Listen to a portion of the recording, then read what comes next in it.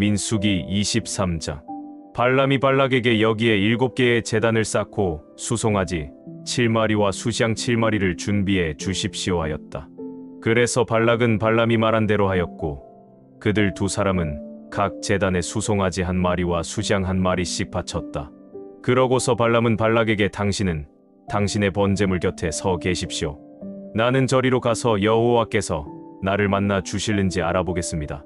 여호와께서 나에게 보여주시는 것이 있으면 무엇이든지 당신에게 말씀드리겠습니다 하고 혼자 산 꼭대기로 올라갔다. 하나님이 거기서 그를 만나시자 발람은 내가 제단 7개를 쌓고 제단마다 수송아지와 수장을 1마리씩 드렸습니다 하였다. 여호와께서는 발락에게 할 말을 그에게 일러주시며 가서 발락에게 전하라고 말씀하셨다. 그래서 발람이 돌아가 보니 발락과 모압의 모든 지도자들이 번제물 곁에 그대로 서 있었다. 그때 발람은 이렇게 읊었다. 모압 왕 발락이 나를 아람 땅 동편산에서 데려와 나를 위해 야곱을 저주하라. 이스라엘을 꾸짖으라 하는구나. 하나님이 저주하시지 않은 자를 내가 어찌 저주하며 여호와께서 꾸짖지 않으신 자를 내가 어찌 꾸짖으랴? 내가 높은 바위에서 그들을 보며 산 언덕에서 그들을 바라보니 그들은 홀로 사는 민족이요 다른 민족과 구별되는 특이한 민족이구나. 이스라엘 후손들이 땅에 티끌같이 많으니 누가 그 수를 헤아릴 수 있으랴. 나는 의로운 이스라엘 백성처럼 죽기를 원하며 나의 종말이 그들의 종말과 같기를 원하노라. 그러자 발락은 발람에게 어떻게 당신이 나에게 이럴 수가 있단 말이오? 내 원수들을 저주해달라고 당신을 데려왔더니 오히려 당신은 그들을 축복만 하였소. 하자. 발람은 여호와께서 나에게 주시는 말씀을 내가 어떻게 말하지 않을 수 있습니까? 하고 대답하였다. 그때 발락은 발람에게 그들의 일부만 볼 수 있는 다른 곳으로 나와 함께 갑시다. 거기서 나를 위해 그들을 저주해 주시오. 하고 말한 후에 그를 데리고 비스가 산 소빔 고원으로 가서 거기에 제단 7개를 쌓고 제단마다 수송아지와 수장을 1마리씩 바쳤다. 그리고 발람은 발락에게 당신의 번제물 곁에 서 계십시오. 나는 저기 가서 여호와를 만나겠습니다. 하고 말하였다. 여호와께서 발람을 만나 발락에게 할 말을 일러주셨다. 그래서 그가 돌아와 보니 발락은 모압의 지도자들과 함께 번제물 곁에 그대로 서 있었다. 그때 발락이 여호와께서 무슨 말씀을 하셨소? 하고 발람에게 묻자 그는 이렇게 읊었다. 발락 왕이여 내 말을 들으시오. 칩볼의 아들이여 내 말에 귀를 기울이시오. 하나님은 사람이 아니시니 거짓말을 하지 않으시며 인간이 아니시니 후회하지 않으십니다. 어찌 그가 말씀하시고 행하지 않으시며 약속하시고 지키지 않으시겠습니까? 내가 축복하라는 명령을 받았으니 그가 내리신 복을 내가 바꾸어 놓을 수 없구나. 이스라엘은 불행이나 시련을 당하지 않으리라. 그들의 하나님 여호와께서 그들과 함께 하시니 그들이 여호와를 왕으로 부르는구나. 하나님이 그들을 이집트에서 인도해내어 그들을 위해 들소처럼 싸우시니 야곱을 해칠 마술이 없고 이스라엘을 해칠 점술이 없구나. 이제 사람들이 이스라엘에 대하여 하나님이 그들을 위해 행하신 놀라운 일을 보라 하고 말하리라. 이 백성이 사자같이 일어나서 잡은 먹이를 삼키고 그 피를 마시기 전에는 누워 쉬지 않으리라. 그러자 발락이 발람에게 당신이 그들을 저주하지 않으려면 축복도 하지 마시오 하였다. 그래서 발람은 여호와께서 말씀하시는 대로 할 수밖에 없다고 내가 당신에게 말하지 않았습니까? 하고 대답하였다. 그때 발락은 그러면 다른 곳으로 가봅시다. 아마 거기서는 하나님도 당신이 그들을 저주하는 것을 기뻐하실 것이오 하고 발람을 광야가 바라다 보이는 부올산 꼭대기로 데리고 갔다. 거기서도 발람은 발락에게 7개의 제단을 쌓고 수송아지 7마리와 수시양 7마리를 준비하라고 하였다. 그래서 발락은 발람이 말한 대로 하고 각 제단에 수송아지와 수장을 1마리씩 드렸다. 시편 64편. 하나님이시여 내가 호소하는 소리를 들으시고 원수의 위협에서 나의 생명을 보호하소서. 악인들의 음모와 악한 군중으로부터 나를 지켜주소서. 그들이 자기들의 혀를 칼처럼 날카롭게 하고 독한 말을 화살처럼 겨냥하여 숨어서 갑자기 죄 없는 자를 쏘고서도 두려워하지 않습니다. 그들이 악한 일에 서로 격려하고 함께 모여서 덧놓을 곳을 의논하며 누가 그것을 볼 수 있겠는가 하는구나. 그들은 악한 계획을 세우고서 우리가 묘안을 생각해내었다 하니 참으로 헤아리기 어려운 것은 사람의 마음이다. 그러나 하나님이 그들에게 화를 쏠 것이니 그들이 순식간에 부상을 입으리라. 그들은 자기들이 한 말로 멸망할 것이니 그들을 보는 자가 다 머리를 흔들 것이다. 그때 모든 사람이 두려워하며 하나님의 일을 선포하고 하나님이 행하신 일을 깊이 생각하리라. 의로운 자들은 다 여호와께서 행하신 일로 기뻐하고 그를 피난처로 삼을 것이며 마음이 곧은 자들은 다 여호와를 찬양하리라. 시편 65편.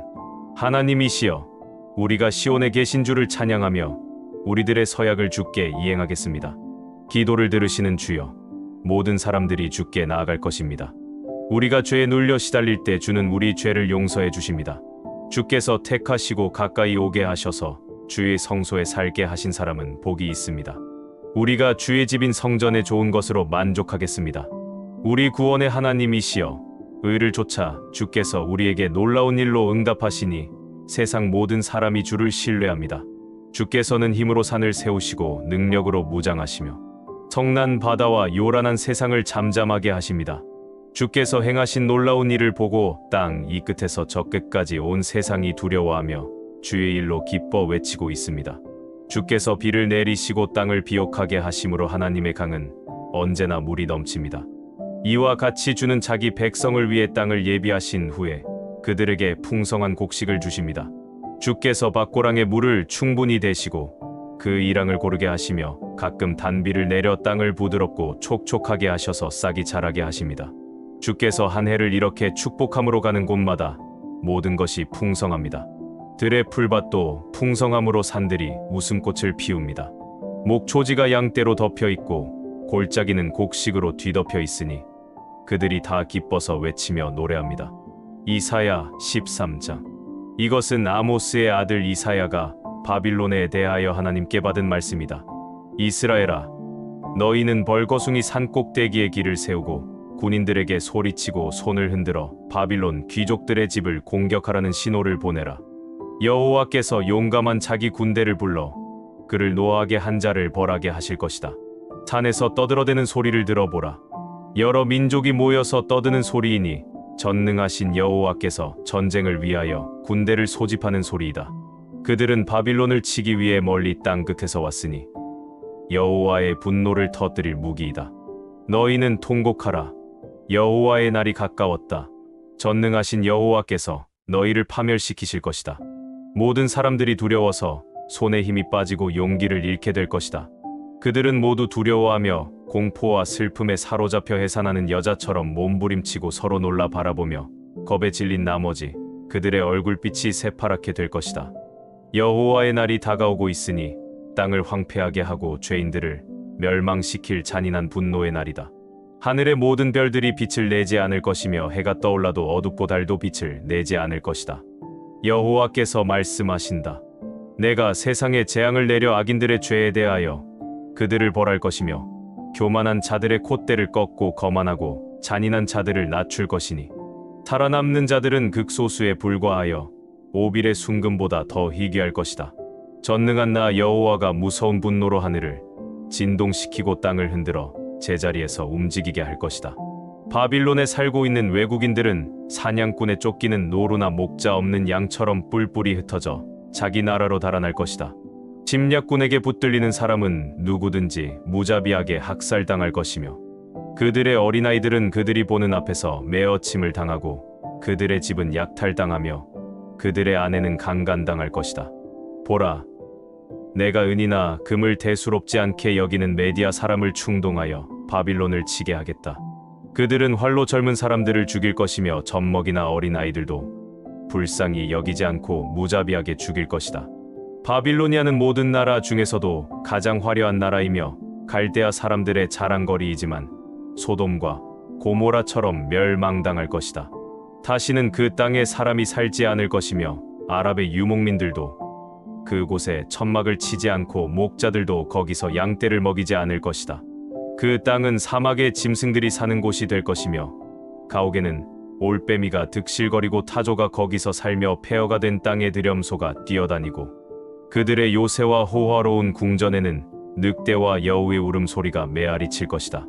바빌론이 망할 때가 되었으니 그날이 머지않았다. 베드로전서 1장. 그리스도의 사도 베드로는 본도, 갈라디아, 갑바도기아, 아시아, 비두니아 각 지방에 흩어져 사는 유대인 성도들에게 편지합니다. 하나님 아버지께서는 미리 아신 대로 여러분을 선택하시고 성령님을 통해 거룩하게 하여 여러분이 예수 그리스도에게 순종하고 그분의 피로 구원을 얻도록 하셨습니다. 여러분에게 은혜와 평안이 더욱 넘치기를 기도합니다. 우리 주 예수 그리스도의 아버지 하나님께 찬양을 드립시다. 그분은 우리를 불쌍히 여기셔서 죽은 사람들 가운데서 부활하신 예수 그리스도를 통해 우리를 거듭나게 하시고 살 희망을 갖게 하셨으며 썩지 않고 더럽혀지지 않고 시들지 않는 하늘의 간직한 축복을 여러분이 받도록 하셨습니다. 여러분은 마지막 때에 나타나도록 예비된 구원을 얻기 위해 믿음을 통해서 하나님의 능력으로 보호를 받고 있습니다. 그러므로 여러분이 여러 가지 시련으로 잠시 근심할 수밖에 없으나 그래도 여러분은 크게 기뻐하고 있습니다. 시련을 겪은 순수한 믿음은 불로 연단하여도 없어질 금보다 더 귀하여 예수 그리스도께서 다시 오실 때 칭찬과 영광과 존귀를 받게 됩니다. 여러분은 예수 그리스도를 본 일이 없으나 사랑하고 있으며 지금도 보지 못하지만 그분을 믿고 말로 다 표현할 수 없는 영광스러운 기쁨으로 즐거워하고 있습니다. 그것은 여러분의 영혼이 믿음으로 구원을 받기 때문입니다. 이 구원은 여러분에게 내려주실 은혜에 대하여 말한 예언자들이 열심히 찾고 깊이 연구하던 것입니다.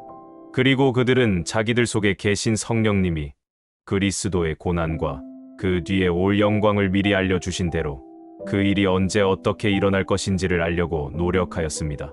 예언자들의 이런 사역은 자신들을 위한 것이 아니라 여러분을 위한 것임을 하나님께서 그들에게 알려주셨습니다.